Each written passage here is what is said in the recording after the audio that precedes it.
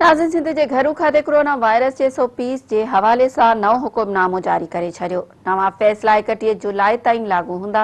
हुकुमनामे मूजिबि सिंध में कारोबार जो वक़्तु वधाए राति जो 10 वॻे ताईं कयो वियो।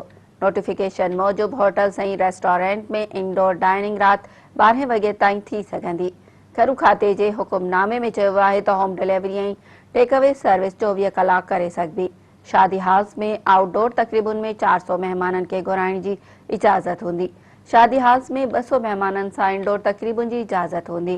नोटिफिकेशन मूजिबि सिनेमा घरनि ऐं थिएटर्स खे राति 1 वॻे ताईं खोलण जी इजाज़त हूंदी। सिनेमा हाउस ऐं थिएटर्स में सिर्फ़ कोरोना वैक्सीन कराईंदड़ वञी सघंदा। नोटिफिकेशन में चयो वियो आहे त सॼी सिंध में दरगाहूं SOPs तहत खुलियल रहंदियूं। ख़ानगी ऐं सरकारी ऑफिसनि में 100% स्टाफ सां कमु करे सघंदा। ऑफिसनि में कोरोना SOPs ते अमल लाज़मी हूंदो।